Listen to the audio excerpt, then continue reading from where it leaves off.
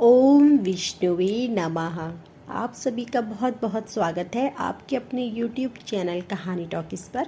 तो आइए आज मैं आप सबके समक्ष वैशाख मास महात्म्य में कथा 10 प्रस्तुत करूंगी। इससे पूर्व की कथाएं हमारे चैनल पर अपलोड की गई हैं। आप हमारे चैनल पर जाकर जरूर सुनें तथा संपूर्ण कथा को सुनने के लिए हमारी वीडियो को अंत तक देखें। तो आइए आज की कथा आरंभ करते हैं। वैशाख मास में छत्रदान से हेमकांत का उद्धार। नारद जी कहते हैं, एक समय विदेहराज जनक के घर दोपहर के समय श्रुतदेव नाम से विख्यात एक श्रेष्ठ मुनि पधारे, जो वेदों के ज्ञाता थे। उन्हें देखकर राजा बड़े उल्लास के साथ उठकर खड़े हो गए और मधुपर्क आदि सामग्रियों से उनकी विधि पूर्वक पूजा करके राजा ने उनके चरणोदकों को अपने मस्तक पर धारण किया। इस प्रकार स्वागत सत्कार के पश्चात जब वे आसन पर विराजमान हुए, तब विदेह राज के प्रश्न के अनुसार वैशाख मास के महात्म्य का वर्णन करते हुए वे इस प्रकार बोले। श्रुतदेव ने कहा, हे राजन, जो लोग वैशाख मास में धूप से संतप्त होने वाले महात्मा पुरुषों के ऊपर छाता लगाते हैं, उन्हें अनंत पुण्य की प्राप्ति होती है। इस विषय में एक प्राचीन इतिहास का उदाहरण दिया जाता है। पहले वंग देश में हेमकांत नाम से विख्यात एक राजा हो गए थे। वे कुशकेतु के पुत्र, परम बुद्धिमान और शस्त्रधारियों में श्रेष्ठ हैं। एक दिन वे शिकार खेलने में आसक्त होकर एक गहन वन में जा घुसे। वहां अनेक प्रकार के मृग और वाराह आदि जंतुओं को मारकर जब वे बहुत थक गए, तब दोपहर के समय मुनियों के आश्रम पर आए। उस समय आश्रम पर उत्तम व्रत का पालन करने वाले सच्चिर्य नामक ऋषि समाधि लगाए बैठे थे, जिन्हें बाहर के कार्यों का कुछ भी भान नहीं होता था। उन्हें बैठे देख राजा को बड़ा क्रोध हुआ और उन्होंने उन महात्माओं को मार डालने का निश्चय किया। तब उन ऋषियों के 10,000 शिष्यों ने राजा को मना करते हुए कहा, ओ खोटी बुद्धि वाले नरेश, हमारे गुरुलोक इस समय समाधि में स्थित हैं। बाहर कहाँ क्या हो रहा है इसको ये नहीं जानते, इसलिए इन पर तुम्हें क्रोध नहीं करना चाहिए।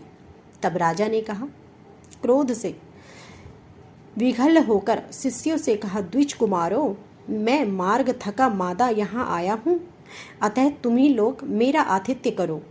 राजा के ऐसा कहने पर वे शिष्य बोले, हम लोग भिक्षा मांगकर खाने वाले हैं। गुरुजनों ने हमें किसी के आतिथ्य के लिए आज्ञा नहीं दी है। हम सर्वथा गुरु के अधीन हैं, अतः तुम्हारा आतिथ्य कैसे कर सकते हैं।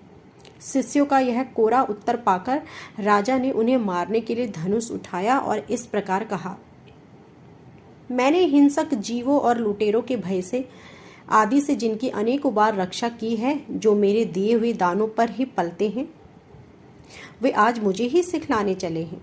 ये मुझे नहीं जानते। ये सभी कृतघ्न और बड़े अभिमानी हैं। इनको मार डालने पर भी मुझे कोई दोष नहीं लगेगा।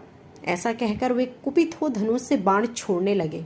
बेचारे शिष्य आश्रम छोड़कर भय से भाग चले। भागने पर भी हेमकांत ने उन्हें उनका पीछा किया और 300 शिष्यों को मार डाला। शिष्यों के भाग जाने पर आश्रम पर जो सामग्री थी उसे राजा के पाप आत्माओं ने सैनिकों ने लूट लिया। राजा के अनुमोदन से ही उन्होंने वहां इच्छा अनुसार भोजन किया। तत्पश्चात दिन बीतते बीतते राजा सेना के साथ अपनी पुरी में आ गए। राजा कुशकेतु ने जब अपने पुत्र का यह अन्यायपूर्ण कार्य सुना, तब उसे राज्य करने के अयोग्य जानकर उसकी निंदा करते हुए उसे देश से निकाल दे दिया। पिता के त्याग देने पर हेमकांत घने वन में चला गया। वहां उसने बहुत वर्षों तक निवास किया।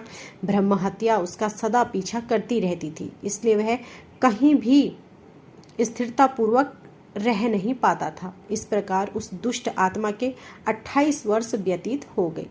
एक दिन वैशाख मास में जब दोपहर का समय हो रहा था, महामुनि तीर्थ यात्रा के प्रसंग में उस वन में आए। वे धूप से अत्यंत संतप्त और तृषा से बहुत पीड़ित थे, इसलिए किसी वृक्षहीन प्रदेश में मूर्छित होकर गिर गए। दैवयोग से हेमकांत उधर आ निकला। उसने मुनि को प्यास से पीड़ित और मूर्छित और थका मांदा देखकर उन पर बड़ी दया की।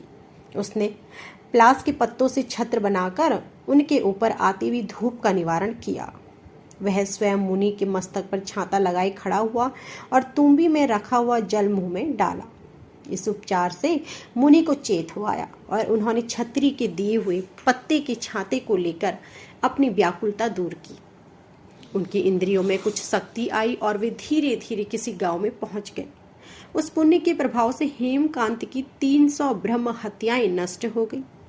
इसी समय यमराज के दूत हेमकांत को लेने के लिए वन में आए।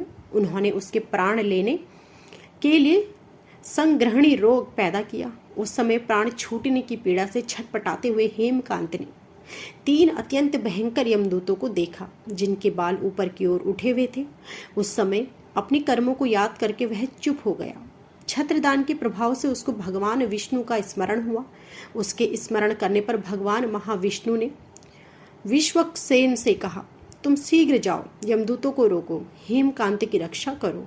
अब वह निष्पाप एवं मेरा भक्त हो गया है।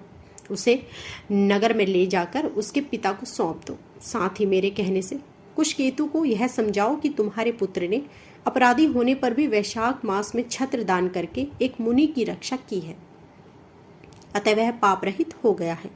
इस पुण्य के प्रभाव से वह मन और इंद्रियों को अपने वश में रखने वाला, दीर्घ आयु, सूरता और उदारता आदि गुणों से युक्त तथा तुम्हारे समान गुणवान हो गया है। इसलिए अपने इस महाबली पुत्र को तुम राज्य का भार संभालने के लिए नियुक्त करो। भगवान विष्णु ने तुम्हें ऐसी ही आज्ञा दी है। इस प्रकार राजा को आदेश देकर हेमकांत को उनके अधीन करके यहाँ लौट आओ। भगवान विष्णु का यह आदेश पाकर महाबली विश्वसेन ने हेमकांत के पास आकर यमदूतों को रोका और अपने कल्याणमय हाथों से उसके सब अंगों में स्पर्श किया। भगवत के स्पर्श से हेमकांत की सारी व्याधि क्षण भर में दूर हो गई। तदंतर विश्वसेन उसके साथ राजा की पुरी में गए।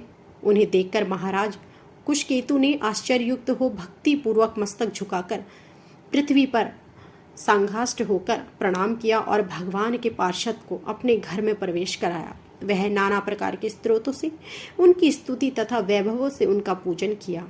तत्पश्चात महाबली विश्वक्सेन ने अत्यंत प्रसन्न होकर राजा को हेमकांत के विषय में भगवान विष्णु ने जो संदेश दिया था वह सब कह सुनाया। उसे सुनकर कुशकेतु ने पुत्र को राज्य पर बिठा दिया और स्वयं विश्वक्सेन की आज्ञा देकर उन्होंने पत्नी सहित वन को प्रस्थान किया। तदंतर महामना विश्वक्सेन हेमकांत से पूछकर और उसकी प्रशंसा करके श्वेत द्वीप में भगवान विष्णु के समीप चले गए। तब से राजा हेमकांत वैशाख मास में बताए हुए भगवान की प्रसन्नता को लेकर बढ़ाने वाले शुभ धर्मों का प्रतिवर्ष पालन करने लगे। वे ब्राह्मण भक्त, धर्मनिष्ठ, शांत, जितेंद्रिय, सब प्राणियों के प्रति दयालु और संपूर्ण यज्ञों की दीक्षा में स्थित रहकर सब प्रकार की संपदाओं से संपन्न हो गए। उन्होंने पुत्र, पौत्र आदि के साथ समस्त भोगों का उपयोग करके भगवान विष्णु का लोक प्राप्त किया। वैशाख सुख से साध्य अतिशय पुण्य प्रदान करने वाला है। पाप रूपी ईंधन को अग्नि की भांति जलाने वाला परम सुलभ तथा धर्म, अर्थ, काम, मोक्ष चारों पुरुषार्थों को देने वाला है। तो यह थी आज की हमारी संपूर्ण वैशाख मास महात्म्य में कथा 10। आशा करती हूँ कि आपको हमारी यह कथा पसंद आई होगी। ऐसे ही व्रत कथाओं, पूजन विधि तथा आगे की कथाओं को सुनने के लिए हमारी वीडियो को लाइक करें, शेयर करें, कमेंट करें और हमारे चैनल को सब्सक्राइब करें और बेल आइकन दबाएं, जिससे कि ऐसी ही वीडियो प्रसारित होते ही आपको जानकारी मिल सके। आप सभी का धन्यवाद।